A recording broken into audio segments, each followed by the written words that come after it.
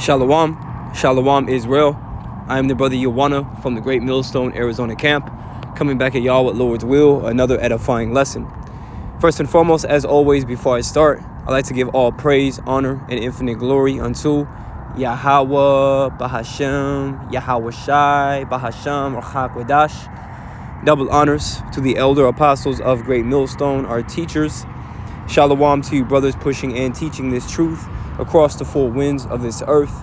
And as always, peace, blessings, and many salutations be to you sincere Akyam or Akwath, you brothers, along with you few sisters, who are giving all diligence in these last days, right, through the mercy and grace of the Heavenly Father, Yahweh, through His only beloved begotten Son, Yahweh Shai, coming back with another walk and talk lesson. And this is going to ultimately be, update and prophecy. Wanted to touch on a couple things happening. Okay, and without further ado, right, as you've seen from the beginning clips, you have rivers of water turning into blood in Argentina and Peru. You've had major earthquakes happening, right, in Santorini, Greece. I believe they said 7,700 within a week. Okay, and before I touch on those, I wanted to touch on this right here. Okay, I have a screenshot. Okay, and this is a precept booklet, okay, from the IUIC. All right, IUIC, starting with the leadership, has a track record of, doing things contrary to the scriptures, teaching things contrary to the scriptures, and there's a major problem with this because, the Lord, told His disciples, freely ye have received, freely give. Okay, well, we are not to, make merchandise to this truth, as the scriptures say, buy the truth and sell it not. We're not supposed to sell it. Okay, and you have men that have ulterior motives, okay, in this knowledge, all right? They're not in this thing sincerely, right, to teach, the word of Yahweh Bashim Yahweh Shai, to the souls of the elect. Okay, they're ultimately in this thing for fame, they're in this thing for vainglory of men. Okay, they're ultimately in this thing to make a, to make a name for themselves, okay, instead of the name of the Lord, be declared. They're not truly in this truth. Okay, and I want to get a couple of scriptures just on that topic, right, starting right here in the book of 2 Peter chapter 2 and verse 1, because, the fact that, we see false prophets, okay, the fact that we see false teachers arise, and that's a part of, end time prophecy as well. And it's the 2 Peter chapter 2 and verse 1. It reads, "But there were also false prophets in Israel, just as there will be false teachers among you." Just like when you go into the book of Jeremiah, the 5th chapter, where the Lord say, "Among my people are found wicked men. As a cage is full of birds, so are their houses full of deceit." Okay? It says, "They will cleverly teach destructive heresies and even deny the master who bought them. In this way, they will bring sudden destruction on themselves. Many will follow their evil teaching and shameful immorality, and because of these teachers, the way of truth will be slandered." In IUIC, starting with, Bishop Nate, he's accused, our elder apostles on down of grape. Okay, he said that, man, and he was in an interview with this palace. I don't even know what he was. This small hat, was interviewing him. Okay, and he had said that that we allow for grape, and that's not true. Okay, that's not true. And over the years, that has been a false accusation put upon us, as well as our elder apostles on down. Okay, we do not grape. At the end of the day, there's a law on how to deal with it, and that's what we have taught. Okay, that's what our beloved elders and teachers have taught, man, and that's according to the scriptures. You see, but because we teach that law, now we're called grapes, or great grapos, if you understand what I'm saying. So they've the way of truth became slandered, okay, or has been slandered by these different false men, okay, against the true men. It says, "In their greed, they will make up clever lies to get a hold of your money. But the Most High condemned them long ago, and their destruction will not be delayed." You see that? In their greed, right? Bishop Nathaniel of the IUIC has a net worth of $150 million a year. Okay, you have certain, men in this truth that might not ever see that in their lifetime. But he, what I'm saying, but at the end of the day, again, it goes to show you, where his heart really is. Okay, because the Lord said that you can't serve, the Most High and mammon is money. Okay, you either going to despise the one and love the other. All right, it's you can't have both. Okay, the scriptures talk about, not laboring to be rich, and not to set thy heart, your mind upon riches, man. Again, there's nothing wrong with having it. Okay, but there's a way of moving, when you have, so much money. Scriptures say money is a defense. So money is something that it can benefit you in this life. Okay, but that's, but once you start to covet after it and lust after it, that's the root of all evil, pursuing this 1 Timothy, the 6th chapter. Okay, being pierced through with many sorrows. All right, but see, again, we are not supposed to sell the scriptures. And let's get some more. Let's get a couple more. This is Micah chapter 3, verse 11. The heads thereof judge for reward, and the priests thereof teach for hire, and the prophets thereof divine for money. And this isn't something that's new. This has been happening even in ancient times, man. Right? Different priests and the prophets and false priests and prophets were ultimately making merchandise, okay, off of and then profiting off of the word of the Lord, man. You see, this, like it says, they won't even divine for money. They won't teach unless it's for hire. Okay, and that's exactly what a lot of these men do. You even have, Alazar, right, the head of Sakari. One of the heads of Sakari, making a statement that he was going to be a life coach for $500 a month or something like that, man. I believe they're the same ones, if not IUIC. Charge of $25, to teach you the Hebrew prayer. Okay, but in the Hebrew, right, the Lord said he would turn us into a pure tongue. Okay, which is happening in this time. We're coming back into the Hebrew, which would entail us having the true Hebrew names of the Heavenly Father and his only begotten Son. Okay, you see, they're ultimately charging for that, man. Okay, because the Hebrew has more force, has more power in the prayer, right, than any other language. You see, so knowing how powerful that language is, you're going to charge it unto our people when you yourself received it for free. But see, and look at the mindset they have as they do these things. Yet will they lean upon the Lord and say, is not the Lord among us? None evil can come upon us. And that's their mindset, man. Right? And that's what they tell, themselves amongst themselves, man. Okay, no evil is going to come upon us, because scriptures say a fool is right in his own eyes. Okay, but he that is wise, will hearken unto counsel. But see, these men aren't going to listen. Okay, to the words of the men trying to warn them against these things. Okay, they're ultimately going to, continue to, be bold, in their pride, as well as in their wickedness. But it's going to be to their own detriment unless they repent. Okay, so let's get this and move on. This is Isaiah 55:1. Ho, everyone that thirsteth, come ye to the waters. But what is the waters? This knowledge. And he that hath no money, come ye, buy and eat. Yea, come, buy wine and milk without money and without price. And how do you buy? Okay, how do you buy this knowledge? Well, you ultimately invest your time into it, man. Okay, you invest your time. You study, right? You pray. Okay, you ultimately attend your classes. You attend camp, right? And get built up and edified, man. That's how you buy, all right, that wine and that milk. Okay, and those waters, which again all represents this knowledge, this truth. Okay, we're not supposed to charge for it, like it says, without price. It's not supposed to be $30 for a Hebrew prayer, okay, and $15 for a booklet of the precepts. Which what did King David say? Through thy precepts I get understanding. So you're really selling the understanding, okay, which again is completely wicked. But see, bringing all this out to make this point that look, this is a part of end time prophecy as well, okay, that there would be false teachers and false prophets. Okay, and let's go here to the book of Mark, right, chapter 13, and bear with me.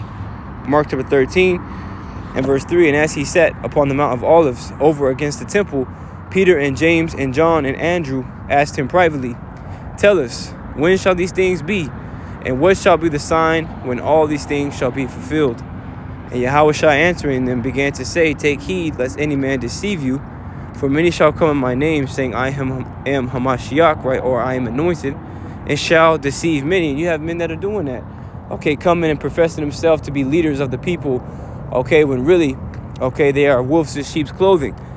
And when ye shall hear of wars and rumors of wars, be ye not troubled, for such things must needs be, but the end shall not be.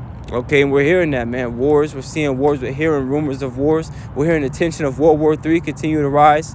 And eventually, that's going to take place, man. Nuclear warfare, because that's recorded right here within biblical prophecy. Okay, as the scriptures say, the third woe cometh quickly in the book of Revelation. Verse 8, for nation shall rise against nation, and kingdom against kingdom, and there shall be earthquakes in diverse places, and there shall be famines and troubles. These are the beginning of sorrows. You see that? So nation against nation, kingdom against kingdom. Okay, civil war, right? Race wars.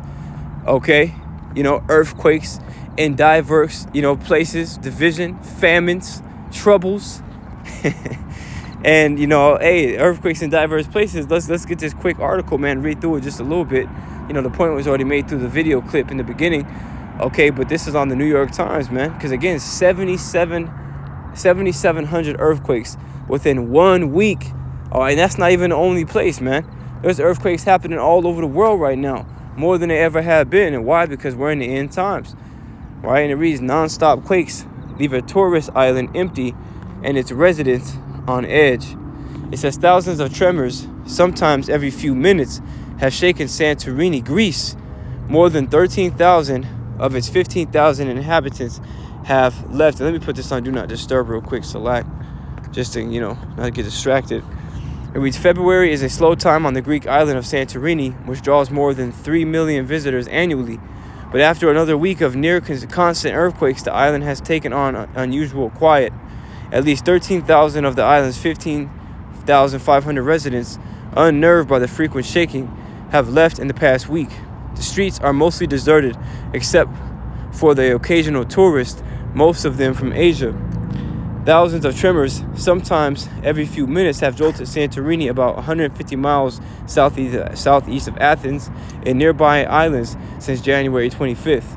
The shaking initially peaked with a magnitude 5.2 earthquake on Wednesday, northeast of Santorini.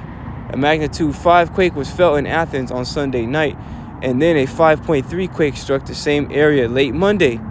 Most of the tremors have been relatively small, but there have been 160 tremors with a magnitude of over 4 in the first 9 days of February. You see that? Compared with 90 of that strength for all of last year. Vasilis Karastathis, director of the Institute of Geodynamics at the National Observatory of Athens, said on Monday. Okay, see that?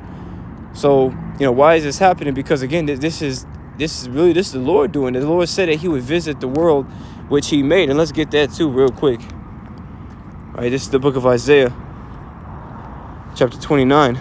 In verse 6, it reads, Thou shalt be visited of the Lord Yahweh of hosts, with thunder and with earthquake, and great noise, with storm and tempest, and the flame of devouring fire. So all the fires that we've been seeing that happen, that's the Lord, man. Okay, the earthquakes that we're seeing happen, that's the Lord. Why? Because he's visiting the world which he made. As you go into the book of 2nd Ezra, chapter 9 and verse 1, and it reads, He answered me then and said, Measure thou the time diligently in itself. And how do we measure the time?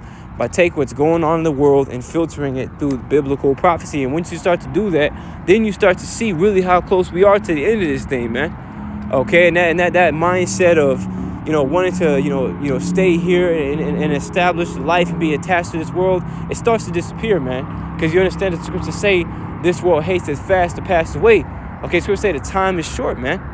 It says, and when thou seest part of the signs pass, which I have told thee before, I will see any signs pass, that then shalt thou understand that it is the very same time wherein the highest will begin to visit the world which he made. That's the time we're in now.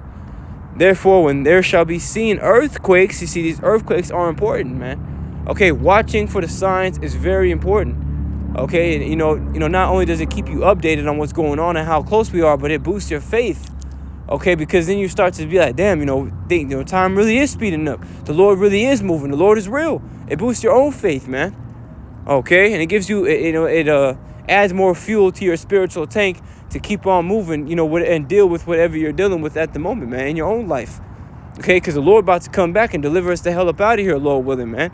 And Yahweh Shai said, when these things begin to come to pass concerning the prophecies, we are to look up our head, or lift up our head, okay, because our redemption draweth nigh. And I like when you go into that word, lift up your head. It literally goes into, hey, don't have your head, hanging down, man. Hey, gird up the loins of your mind. I say it to myself.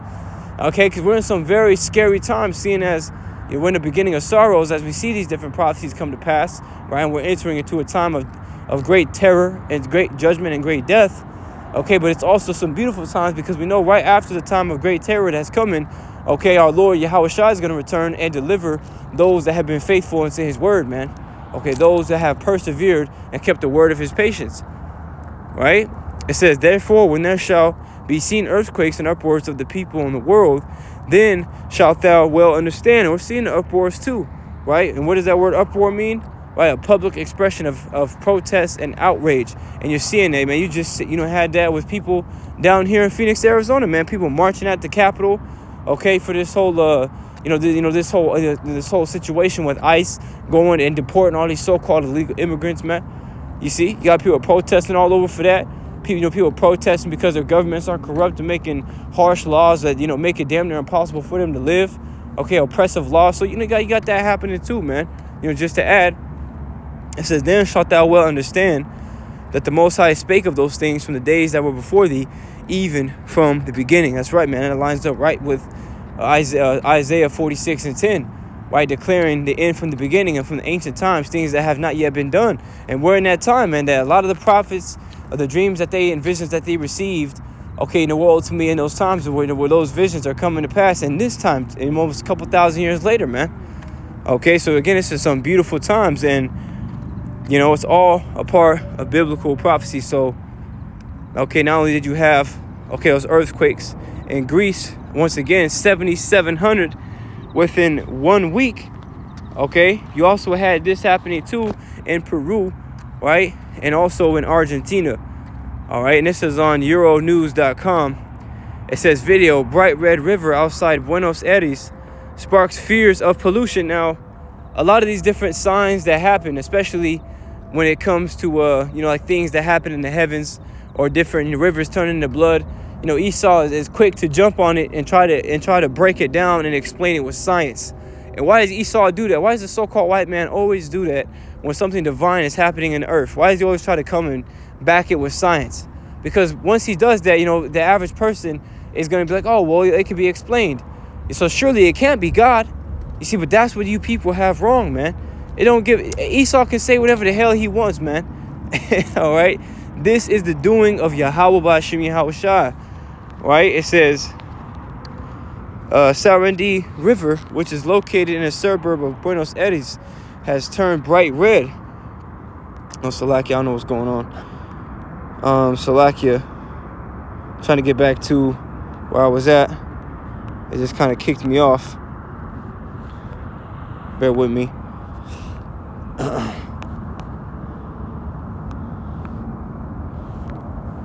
Right, it says, sparking concerns amongst the Sarandi River flows through poverty-stricken and industrial areas that include several factories which operate hazardous waste incinerators. Local resident Maria Ducomis described waking up to a strong smell from smoke and later seeing the river turn completely red like a river of blood. And that's spiritual, man. She would even say that. Like a river of blood. Authorities have taken samples to investigate the source of the issue. Once again, Esau is quick, whoever is quick to run to try to explain these things that are happening in the earth, to explain these divine things, okay, using the wisdom of this world. Okay, but at the end of the day, Yahweh Ba'Shem Shai is at the head of this. And let's go to that. The book of Revelation, chapter 16, and verse 3, it says, and the second angel poured out his vial upon the sea, and it became as the blood of a dead man, and every living soul died in the sea. And the third angel poured out his vial upon the rivers and fountains of waters, and they became blood. You see that? And they became blood, and that's what's happening, man. Okay, so we're living in the last days, and that's really what all this is showing, man. To the false prophets, to the earthquakes happening, okay, to the rivers of blood taking place in different, regions. Okay, this is all biblical prophecy, and it shows that we're truly in the last days. So let's go here to the book of 1 Thessalonians. All right, bear with me. Chapter 5 and verse 4, it reads, but ye brethren, I'll start with the top. 1 Thessalonians 5 and 1, but of the times and the seasons, brethren, ye have no need that I write unto you. For yourselves know perfectly that the day of the Lord so cometh. as a thief in the night. For when they shall say peace and safety, then sudden destruction cometh upon them, as travail upon a woman with child, and they shall not escape. And you notice that a lot when Donald Trump, was coming into office, and as he made his victory speech, what has he been saying a lot since then? Okay, that he's gonna bring America back to the golden age. Okay, which that phrase golden age goes back into a time of great prosperity, peace, and safety. All right, peace and safety. So that there's not going to be none of that. So as soon as you start hearing that phrase come out a lot, you could expect destruction to come shortly right after, man. Sudden destruction at that. It says, but ye brethren are not in darkness, that day should overtake you as a thief. Ye are all the children of light and the children of the day. We are not of the night nor of darkness. Therefore, let us not sleep as do others, but let us watch and be sober. You see that? Let us watch, continue to pay attention and be circumspect in our own life, as well as watch for these prophecies, man, and things that are happening in the world. Okay, be clear-headed, right? Not sleep as these other people do in the world. Like, people are more concerned about the whole Super Bowl that happened yesterday. Nobody even understands that these prophecies are taking place. People waking up completely oblivious to what's happening around them, man. That's a dangerous mindset to be in. All right, and I want to get this text commentary, right, with David Gusick going into that third verse. Okay, let's go down. Slack, you bear with me. Right, here we go. It says, but you, brethren, are not in darkness, so that this day should overtake you as a thief. You are all sons of the light and sons of the day. We are not of the night nor of darkness. It reads, but you, brethren, are not in darkness. In addressing their behavior, Paul first simply told the Thessalonian Christians, or Thessalonian, church, right, that they should be who they are. God has made us sons of the light and sons of the day. The time when we were of the light or of the darkness is in the slack. The time when we were of the night or of the darkness is in the past, and we all would live that lifestyle. I went into a lesson, a couple days back, right, going off a quote that I had read, man. Every saint has a past and every sinner has a future, man. We all had a past. We were all in the world at one point, doing wicked things, man. Okay, but the Lord brought us out of that confusion, that darkness, and brought us into this light, which is this truth. So now we simply have to live up to what the Most High has made us. It says, going down, definition B, that this day should overtake you as a thief. Paul means that this should not happen for the believer who lives according to their nature as a son of light and a son of the day, or a daughter of the night for you Akwath out there. Right? It says they will be ready for the return of Yahweh Shai HaMashiach, and that's what we're doing, man. Okay, preparing ourselves, man, trimming out oil in our lamp, seeing as the bridegroom cometh, man. And that's what all these signs are indicators of, that Yahweh Shai, which is a bridegroom, okay, is near, right? It says Paul is led from a consideration of the day of the Lord to the thought that the Thessalonians have nothing to fear from the coming of that day. This leads to the further thought that their life should be in harmony with all that day stands for. In some respect, the coming of Yahweh Shai will be a surprise for everybody, because no one knows the day or the hour, Matthew 24:36. But for Christians, right, or believers who know the times and the seasons, it will not be a complete surprise. And that's why, it's important to pray, because as it says in Luke the 21st chapter, as a snare shall it come upon all them that dwell upon the earth. Okay, everybody else is going to be caught up like a trap in that day. Okay, when Yahweh Shai finally returns, everybody's going to be caught up, right, at a surprise. Because like, oh shit, what's going on? Oh no. Just like, prime example, right, Noah in the flood. Why it says they knew not until the flood. Matter of fact, let's get that real quick. This is Matthew chapter 24, right, in verse 37. It reads, but as the days of Noah were, so shall also the coming of the Son of Man be. Right, let me highlight that for y'all so you can see it a little better. All right, but as the days of Noah were, so shall also the coming of the Son of Man be. For as in the days that were before the flood, they were eating and drinking, marrying and giving in marriage, until the day that Noah entered into the ark. You see that? So the days before the flood happened, okay, before the Lord, brought that great flood upon the whole earth, it was just business as usual, man. People were partying, people were marrying, committing all type of sin, having a good old jolly old time, man. Okay, but it wasn't until what? And knew not until the flood came and took them all away. So shall also the coming of the Son of Man be. See that? So the people didn't understand what Noah was preaching. They didn't really believe or take heed until that day. That's when they wanted to listen. That's when they wanted to listen to what Noah had to finally say and get on that ark. But guess what? It was too late, man. Okay, all the meanwhile while Noah was preparing, okay, they were ultimately lollygagging, man. You see, but that's why right now, we're in very similar times. Okay, right now is the time to spiritually, be inside this ark, okay, and continue to build, man, so that when our Lord does come, Lord willing, we can, be beamed up into those chariots, man, which is the new ark. Okay, whereas the physical ark, the ark that the Lord had Noah make saved him from that great flood. Okay, the chariots is what's going to be our way out of here, our way of deliverance from the flood of fire that's coming. Okay, because that's definitely what's coming, man. Because again, Yahweh Shai, when he returns, he's not coming back as the Christian church would tell you, man. All the gumdrops and rainbows and just put his hands on the earth and it just instantly healed. No, Yahweh Shai coming back, all right, with wrath, man, with a sword. You see, for all those that are wicked and all those that are proud, but he's also come back with healing in his wings.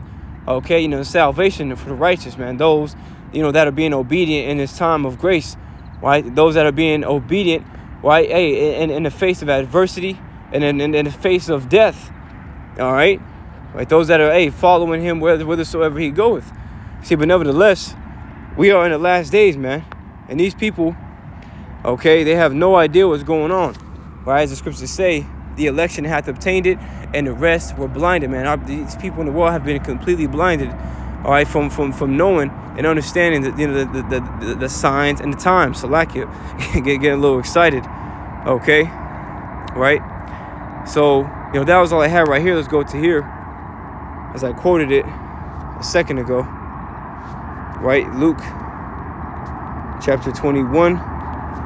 Let's go down, and we're going to end it off here, man, because the point is made. Luke chapter 21 and verse 29. And he spake to them in parable, behold the fig tree and all the trees. When they now shoot forth, ye see and know of your own self that summer is now nigh at hand. So likewise ye, when ye see these things come to pass, know ye that the kingdom of the Most High is nigh at hand. And that's what's nigh at hand. All right, the kingdom of Yahweh Shai.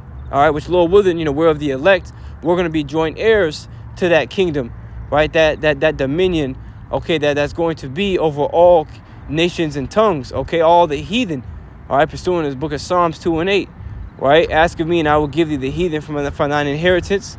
Right? All that Yahweh shall receive, which is everything, it was going to be, granted unto us. We're going to share in his possessions, okay? And that entails, a rulership and authority over the earth, okay? And that's nigh at hand. It says, verily I say unto you, this generation shall not pass away till all be fulfilled. Heaven and earth shall pass away, but my word shall not pass away. And take heed to yourselves, lest at any time your hearts be overcharged with surfeiting and drunkenness and cares of this life, and so that day come upon you unawares. Right? Don't be so caught up in, don't be caught up in the ways of this world, man. As it says in 1 John chapter 2 and verse 15, love not the world, neither the things that are in the world. For if any man love the things of the world, the love of the Father is not in him, man. Okay, we have to detach, okay, from this world as much as possible, man, especially in these times, because things are becoming more demonic, okay, more evil. That's why the scriptures say, redeem the time, man. Hey, how do you do that? Invest your time and energy and mind into this knowledge, okay, which is the best thing that you can do for yourself, okay? Keeping yourself in the spirit of the Lord, man. Keeping yourself in the word. I say it to myself first and foremost, man, okay? It says, for as a snare shall it come on all them that dwell on the face of the whole earth. Watch ye therefore and pray always, that ye may be accounted worthy to escape all these things that shall come to pass, and to stand before the Son of Man. That's what we hope. All right, that we are worthy to stand before Yahweh Shai and be given a crown from his own hand. Okay? That's why we got to continue to watch as well as pray. Pray, man, for yourself. But not only for yourself, but for the beloved elder apostles, the brothers out there pushing and teaching this truth, on down to the brothers and the sisters, man, that believe, man, from the small, from the least to the greatest, from the smallest to the tallest, man. Okay, because we all need, right, the Lord coming into these times, man, because things are about to get, a lot more harder, right? And the times are going to get darker. You see, but hey, Lord willing, Yahweh Shema Shah will continue to walk with us and go before us, man. We have nothing to fear, right? So, hey, just continue to watch, continue to pray, Akim. There's a lot going on. There's a lot more that's getting ready to happen. So, hey, Yahweh Shema Shah Barakatham. May Lord be with all of y'all. And, of course, as always, before I end this off, I'd like to say all praise, honor, and infinite glory unto Yahweh, Bahashim, Yahweh Shai, Bahashem Rachak Wadash. Double honors to the elder apostles of Great Millstone, our teachers. Shalom to you, brothers, pushing and teaching this truth. Until next time, Lord's will, I say shalom, stay strong, and keep the faith no matter what. Shalom.